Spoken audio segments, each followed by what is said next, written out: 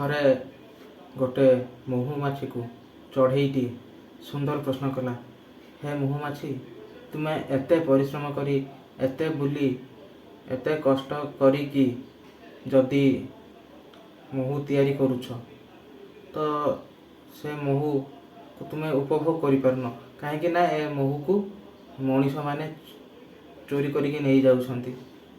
ତଥାପି ତୁମେ ତୁମ ସେ ପରିଶ୍ରମକୁ କେବେ କାହିଁକି କମ୍ କରୁନ ବା ସେ ମଣିଷକୁ କାହିଁକି କିଛି ଦଣ୍ଡ ଦେଉନାହ।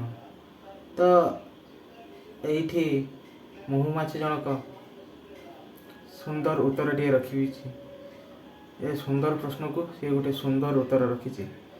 କ'ଣ ନା, ମୁଁ ଯେଉଁ ପରିଶ୍ରମ କରିକି ତିଆରି କରୁଛି ମହୁ, ଅବଶ୍ୟ ମୋ ପରିଶ୍ରମର ମୂଲ୍ୟ କିଛି ମିଳୁନି। ମଣିଷମାନେ ଚୋରେଇ ନେଉଛନ୍ତି ମୋ ମହୁକୁ। ତାପରେ ବି ମୁଁ ବହୁତ ଖୁସି ଅଛି କାହିଁକି ନା ମୋ ଭିତରେ ଥିବା ଏଇ ମହୁ ତିଆରିର କଳାକୁ ସେମାନେ ଚୋରେଇ ନେଇ ପାରୁନାହାନ୍ତି। ମୋ ତିଆରି ମହୁକୁ ସେମାନେ ଚୋରେଇ ନେଉଛନ୍ତି, ହେଲେ ମୁଁ ଯେଉଁ ତିଆରି କରିବାର ମୋ ଭିତରେ ଯେଉଁ ପ୍ରଣାଳୀ ଅଛି ବା ଯେଉଁ ତରିକାଟା ରହିଛି ତାକୁ ସେମାନେ କେହି ଚୋରେଇକି ନେଇ ପାରୁନାହାନ୍ତି। ଏହା କହିବାର କାରଣ କି ପ୍ରତିଟି ମଣିଷ ଭିତରେ କିଛି ନା କିଛି କରିବାର ଗୋଟେ ଗୁଣ ରହିଛି। ତ ନିଜ ଭିତରେ ଅନେକ କିଛି ଗୁଣ ରହିଛି, ତ ତାକୁ ନିଜେ ଖୋଜିକି ବାହାର କରିବାକୁ ପଡ଼ିବ, ଠିକ୍ ଏହି ମହୁମାଛି ପରି। ତ ତୁମେ ତାକୁ ପ୍ରକାଶ କଲେ ଲୋକ ଦେଖିକି ହୁଏତ ତାକୁ ଉପଭୋଗ କରିପାରନ୍ତି, କିନ୍ତୁ ତୁମ ଭିତରେ ସେ ଥିବା ଗୁଣକୁ କେବେ କେହି ନେଇ ବି ପାରିବେନି। ଆଉ ଯେଉଁମାନେ ପରିପ୍ରକାଶ କରୁଛନ୍ତି, ଆପଣମାନେ ଭାବିକି ଏତିକି ଖୁସି ହୁଅନ୍ତୁ କି ଆପଣଙ୍କ ଦ୍ୱାରା ସେମାନେ ଖୁସି ହେଉଛନ୍ତି, କିନ୍ତୁ ଆପଣଙ୍କ ଭିତରେ ଥିବା ସେଇ ଯେଉଁ ଗୁଣ କେବେ ଆପଣଙ୍କଠୁ ସେ ଚୋରି କରିକି ନେଇପାରିବେନି।